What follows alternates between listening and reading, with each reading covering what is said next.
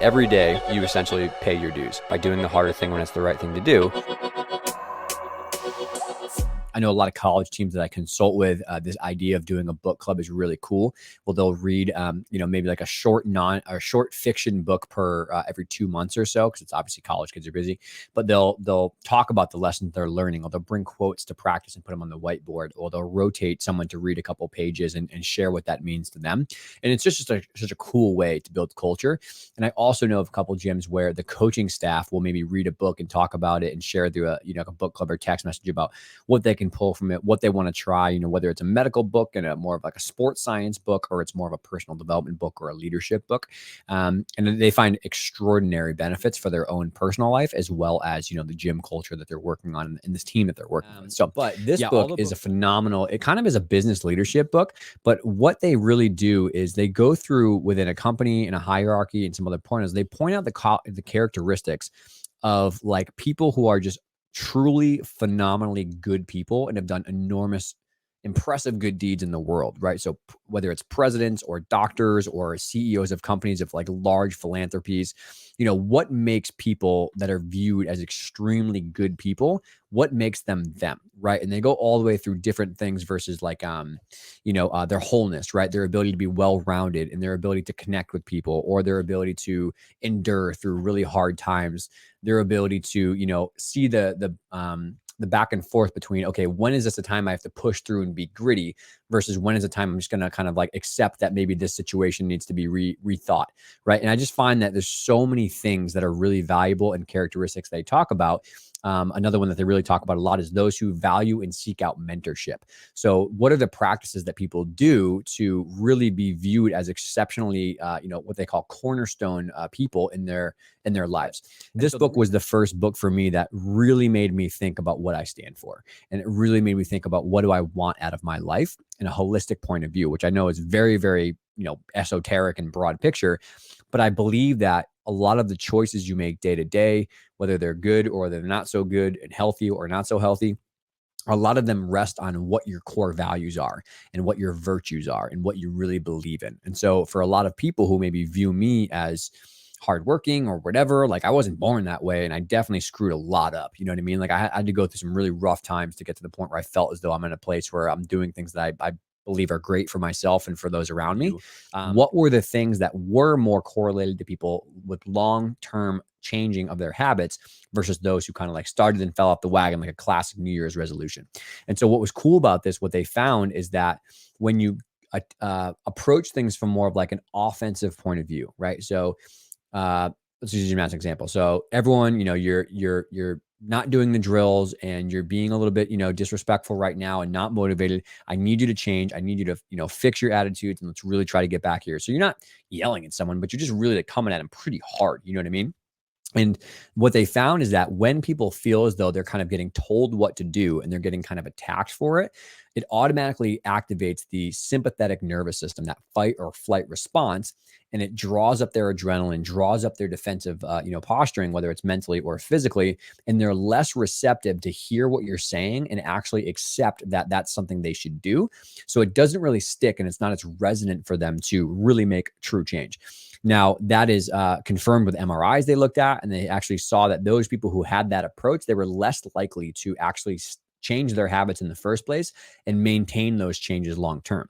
Now, that was in contrast to what their book was very, very helpful to realize is that instead, if you take an approach where you ask that person, what do you want out of this? What are your goals? Why are you doing this, right? And in gymnastics, I found this to be very eye-opening, which is I would just ask the girls, instead of kind of like barking at them, if things boiled over a little bit, I would talk to one or two or sit the group down and be like, listen, why are you here? Why are you in gymnastics? Why are you coming 20 hours per week? And everyone's different, right? Some people say, I want to have fun with my friends. Some people say, I want to stay healthy. Some people say, I want to get this skill. Some people say, I want to move up in level. Some people say, I want to never compete again, but just have fun doing fun gymnastics. Some people say, I want to get a college scholarship, right? Everyone's goals are highly variable. But when you put the ball in their court and you have like an empathetic point of view, which is what do you want out of this, right? And they tell you, I want to flip a Yurchenko. I want to go to level 8 and I want to flip this Yurchenko, right? And you say, okay, well, right now, your behavior, right, chalk bucket, not doing the drills, kind of goofing off. That is certainly not in line with the goals that you told me that you have and that I'm trying to help you reach. So you're painting a picture for them of why what their behavior is not really correlated or in line with what their goals are. A really, really good eye opener to how other cultures in some places have dealt with pretty serious, situations of depression or loneliness in people with non-pharmacological means by any way, shape, or mean. The best example he gives in the book is he went to this village and he talked with a group of villagers about, like, have you ever had anyone who's depressed, right? Very like non-Western medicine philosophy. And they're like, oh yeah, we have people who are really lonely and really depressed. He goes, oh, what do you give them for an antidepressant? And one person said, oh, we give them a cow. And he's like, a cow? What? He's like, oh yeah, let me tell you the story. So there was a farmer who was in the rice field. He loved his job. He would farm rice. He would make food. He would supply his family. He loved his family. And then he stepped on a mine in the rice field, and it blew his leg off, and he was an amputee. So he could no longer go in the rice field because he was healing. And when he had that, amputation go on, it wasn't the leg loss that caused his loneliness and depression. He no longer could do his routine with his work and his family and his life. And that combination that he argues in his book, the combination of a loss of purpose and then also the loss of the ability to do what he felt was meaning and purpose, provide for his family and cook and do things around. He was no longer able to do that and provide for himself, his family, and his village. So he fell into a depression. So what they did is, instead of obviously, walking and mining the field while he was healing, they bought him a cow that he could take care of and milk and provide stuff for his family and his town. And it instantly reversed his depression because he didn't have the exact same thing that he was doing, but he felt as though he was taking care of the cow. He was milking it. He was providing resources for his family and for his village. He felt as though his meaning and his purpose was restored, right? And I think the analogy and the takeaway that we have kind of in our world is, whether it's gymnastics or whether it's whatever else it is, you really need to connect with why you are coaching gymnastics. Why are you in gymnastics? Why do you have your son or daughter in gymnastics? What do you love about the sport? Because if it is about money and fame and stuff, it's not going to go well, right? If your sense of meaning and purpose and validation is to impress other people and get claps and get Instagram likes and TikTok likes and all that kind of stuff, that's a dark place, man. It's a dark place.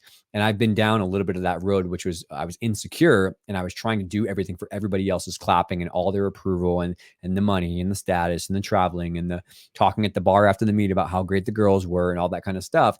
And I was anchoring my self-esteem in things outside my control that were very unhealthy. I am a firm believer in gymnastics that you have to be willing to look at all the hard things in order to reflect on yourself and others and make improvements.